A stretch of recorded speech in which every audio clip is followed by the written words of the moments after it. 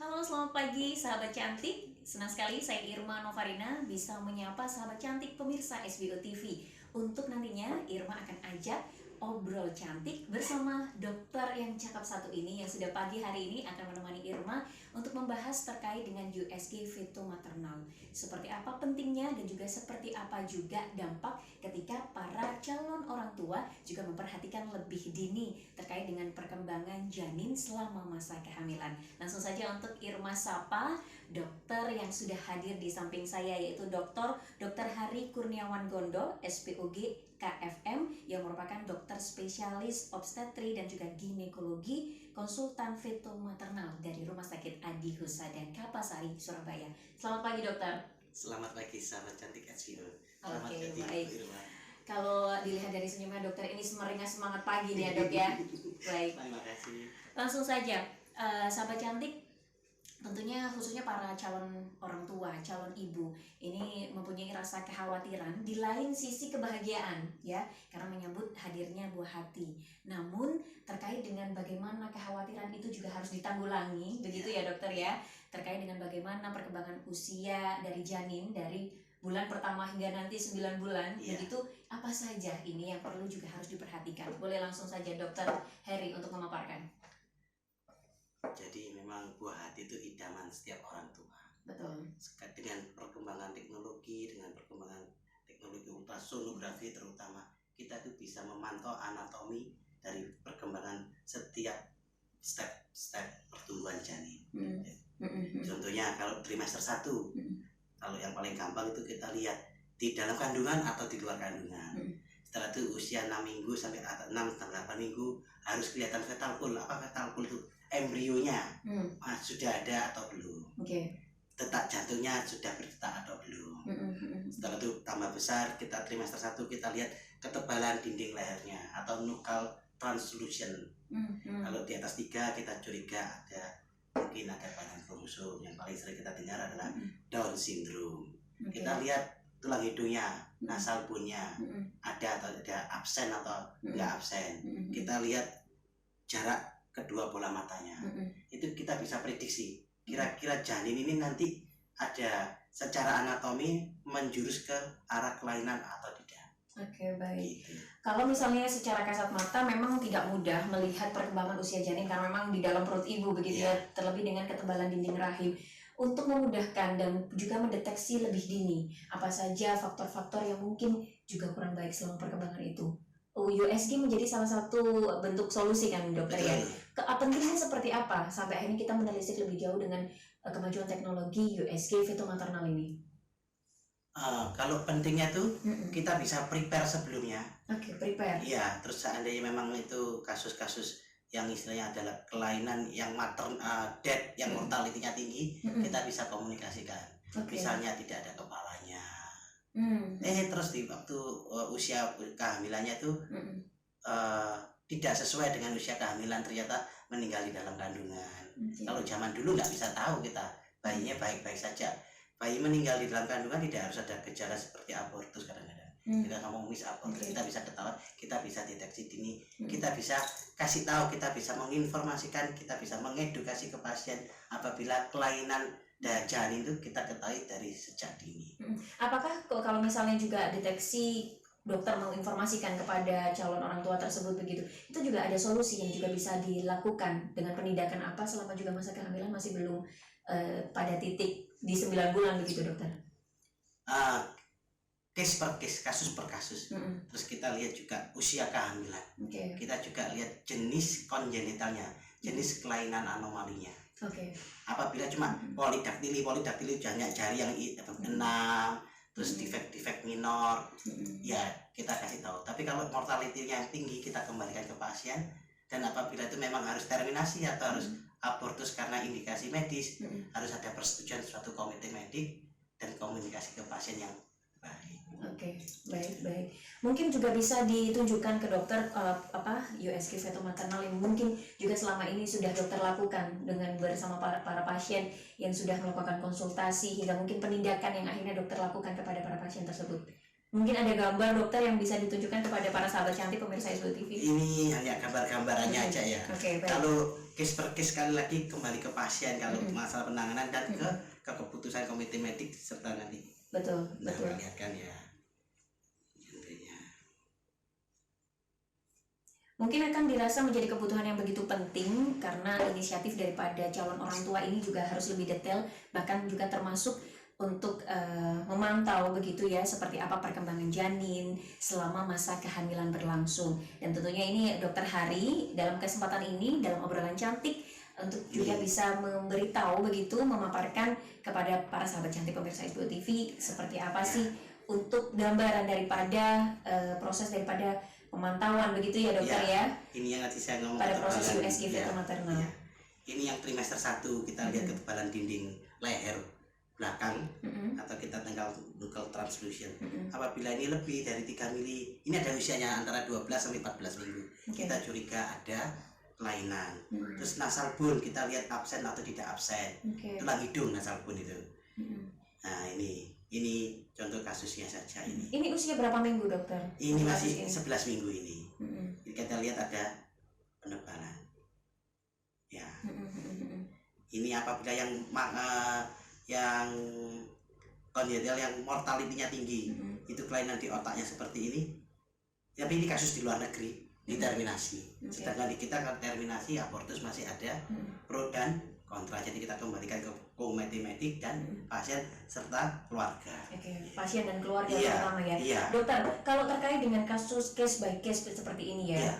Ini adalah juga mungkin ada faktor penyebab yang juga seringkali mungkin dari calon orang tua ini, entah faktor lalai atau mungkin juga faktor yang tidak terduga begitu. Ini apa saja dokter yang juga menjadi alasan atau faktor akhirnya janin itu juga mengalami kelainan dalam masa usia kehamilan? Kalau secara kelainan yang besar, yang makros, yang makro, pada umumnya kelainan karena kromosom. Tapi kalau Down syndrome itu bukan cuma kromosom, kadang-kadang karena ada mutasi genetik juga bisa. Tapi biasanya kelainan yang besar-besar, yang mortality-nya rate-nya tinggi atau yang tidak ada harapan itu karena kromosomnya. Sebelum untuk ada faktor kromosom itu timbul, memang ada pola kehidup yang mungkin kurang baik kah atau bagaimana dokter? Biasanya faktor usia ibu juga memegang peranan. Infeksi juga bisa. Faktor usia ibu ini juga menjadi informasi penting kepada sahabat cantik pemirsa SBO TV dokter. Untuk masa kehamilan ini memang idealnya untuk ibu atau calon orang tua ini berusia berapa dan sampai berapa? Ketika itu menjadi masa yang juga tidak baik begitu ya, tidak ideal, itu juga di atas usia berapa dokter? Disarankan untuk hamil itu tidak di atas 35 tahun. Kenapa kok di atas? Angka statistik membuktikan apabila hamil di atas 35 tahun, maka resiko untuk terjadinya kelainan kromosom semakin tinggi. Apalagi di latar belakangi dengan keluarga yang sudah mempunyai kelahiran sebelum-sebelumnya dengan kelainan kromosom. Berarti itu juga memang seharusnya menjadi data yang disetorkan kepada dokter ya ketika melakukan pemantauan begitu dok? Betul sekali. Baik.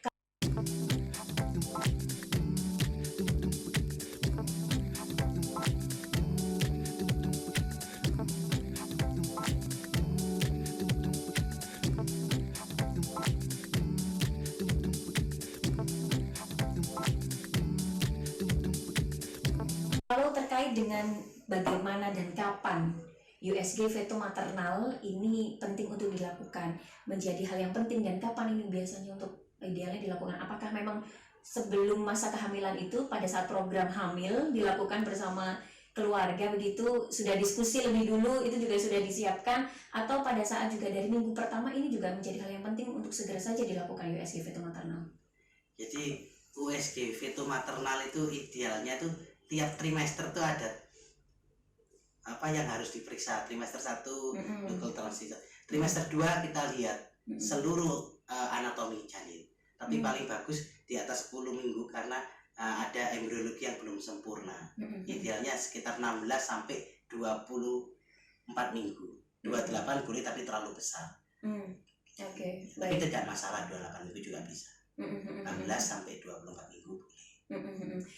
Tadi saya ingin juga mengkaitkan satu pemaparan dari Dokter Heri tadi terkait dengan juga mungkin ada indikasi selain kelainan, ini juga meninggal dunia dalam kandungan.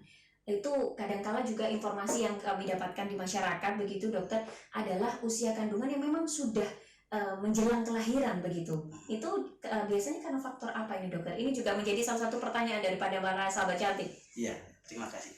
Jadi kalau bayi meninggal mendadak apalagi sudah besar menjelang, ada 3 faktor. Faktor dari janin itu sendiri, faktor dari plasenta, dan faktor dari ibunya atau maternal. Faktor dari janinnya sendiri mungkin ada memang pertumbuhan janin yang terhambat. Jadi usianya 9 bulan tapi beratnya masih 1,5 kilo. Itu bisa meninggal. Atau kelainan anatomi yang besar, jantungnya bocor juga bisa. Atau faktor plasenta. Faktor plasenta itu faktor hari-hari, khususnya pada ibu-ibu yang dengan hipertensi, preeklamsia, itu suplai darahnya ke bayinya itu berkurang. Jadi seperti orang itu kekurangan oksigen. Itu bisa. Dan paling sering dan bisa kita lihat langsung itu cord accident, kecelakaan tali pusat. Entah tali pusatnya terpelintir atau simpul. Betul. Ya jadi kayak orang dicekik gitu, simpulnya tertarik, bayinya langsung meninggal. Biasanya faktor yang juga mempengaruhi itu kenapa dokter? Apakah mungkin gerak tubuh dari sang ibu? Namanya juga kayak kalau stroke kan CVA, cerebrovascular accident. Kita kadang-kadang unpredictable. Kecuali memang kelihatan sudah simpul, tapi kalau masih prematur kita juga bisa apa-apa. Karena kalau dilahirkan juga resiko. Jadi biasanya ya cord accident, kecelakaan. Karena panjang tali pusat itu sekitar 70 cm sampai 1 meter. Gitu. Oke, baik.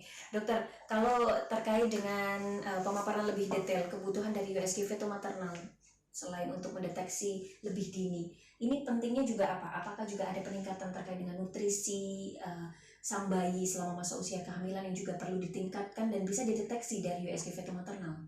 Betul, betul. Jadi kadang-kadang ibu-ibu itu gak hafal hari pertama, hari terakhir.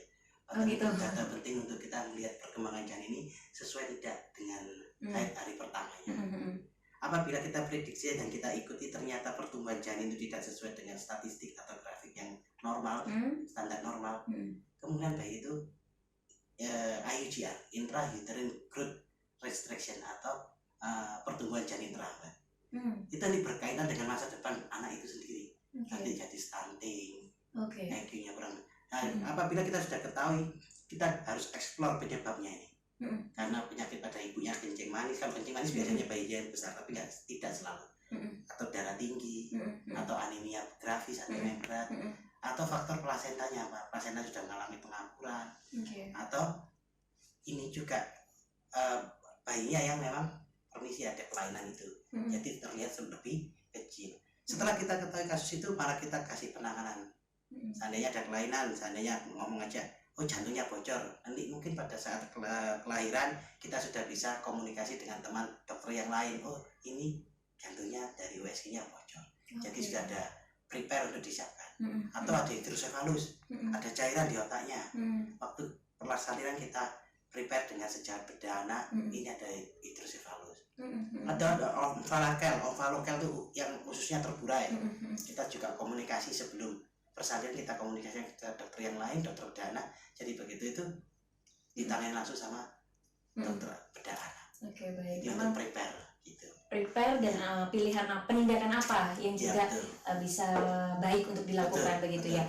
Dokter, menjadi pertanyaan umum, bagaimana ketika sang calon orang tua, calon ibu ini juga masih dalam kondisi sakit, mungkin juga mengidap penyakit tertentu, diabetes mungkin yang paling umum ini atau mungkin juga jantung, atau bahkan darah tinggi dan lain sebagainya. Ini ketika para calon orang tua ini juga memprogram begitu kehamilan, ini juga apakah ada satu poin atau juga pola yang harus dilakukan terlebih dahulu agar nantinya juga bisa meminimalisir resiko kelainan daripada sang bayi? Betul. Jadi sekali lagi spesifik case by case. Saya contoh kasus yang ekstrim aja. Sakit jantung. Sakit jantung itu apabila sudah grade 4, grade 3 disarankan tidak hamil. Karena nanti taruhannya ibu dengan bagi saya ibu normal saja hamil bersalin itu adalah bertaruh nyawa. Menurut saya meskipun lahir di luar negeri masih bertaruh nyawa ibu itu. Apalagi dengan kelainan. sebaiknya disarankan tidak. Hmm.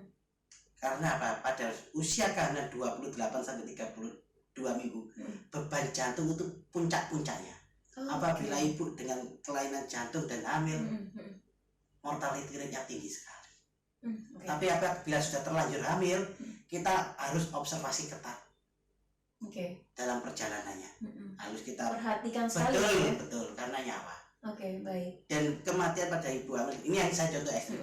Dengan jantung bukan hanya pada saat dia bersalin, pasca salin pun masih resikonya tinggi. Jadi kita kayak itu suami. Karena kerja jantung ini ekstra begitu ya, Dok ya? Iya. Gitu. Baik. Selain jantung, Dok, diabetes misalnya. Diabetes ya. Sekarang ini banyak ibu hamil dengan diabetes. Banyak sekali karena sekarang ini minuman-minuman. Kadang kopi terin aja manis minta ampun. Iya, betul. Makanya sekarang ini yang enak itu yang manis-manis. Betul nggak? Kayak kemasan-kemasan minuman kemasan pasti kalorinya tinggi-tinggi. Terus orang jual teh di mall-mall, gulanya sudah tinggi sekali. Belum lagi kebiasaan orang Indonesia suka begitu ya, Dok ya. Makan gorengan, gorengan sudah bisa kasih tepung digoreng, dikasih padu lagi, kasih keju lagi. Banyak. Iya, resiko pada ibu itu diabetes ini underlying disease pada semua penyakit, termasuk dalam kehamilan. Bisa menyebabkan darah tinggi. Kalau biasanya banyak besar di dalam kandungan. Bayi besar itu bukan senang, karena besarnya itu nanti waktu lahir gula darah bayinya biasanya turun, terus paru-paru bayi yang besar itu biasanya kurang bagus. Gitu. Ya. Jadi memang ada faktor nantinya juga penentu dari perkembangan organ begitu ya? Betul. Baik. Terus next time-nya nanti kehidupan bayinya ke depan secara genetik dia sudah ada diabetes. Ke depannya mungkin kita follow up 20 tahun nanti dia bisa diabetes di masa muda. Baik. Baik, Dokter Hari, pemaparan yang sangat cukup ini menjadi informasi yang penting sekali untuk para calon orang tua, para calon ibu, bahkan juga keluarga, karena memang tanggung jawab bersama ya terkait juga untuk siaga begitu memantau perkembangan daripada usia kehamilan. Kali terakhir dokter, untuk himbauan kepada juga calon ibu, calon orang tua di luar sana, sahabat cantik pemirsa SBO TV, untuk juga makin care lagi begitu ya, untuk memperhatikan masa usia kehamilan, bahkan juga memanfaatkan teknologi USG feto maternal. Silakan dokter. Selamat pagi sahabat cantik.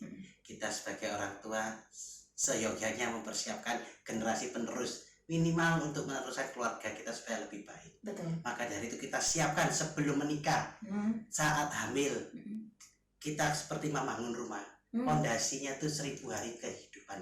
Jadi sejak dalam kandungan itu perhatikan nutrisi, vitamin semuanya. Dan ya ini kita lihat perkembangannya dengan USG bagus ya. Jadi apabila ada ketinggalan berat badannya kita bisa kejar. Kurang darah nih kita bisa kasih penambah darah gitu. Baik. Terima kasih banyak Dokter Hari, pemaparan yang sangat-sangat luar biasa informatif begitu ya, terlebih untuk para sahabat cantik, calon orang tua, calon ibu yang sedang menambahkan kehadiran sang buah hati. Sekali lagi selamat dan juga selamat pagi. Terima kasih untuk Dr. Hari Kurniawan Gondo SPOG KFM yang merupakan dokter spesialis obstetri dan juga ginekologi dan juga konsultan feto maternal dari Rumah Sakit Adi Husada Kapasari Surabaya. Demikian obrolan cantik untuk edisi kali ini. Kita kembali ke studio.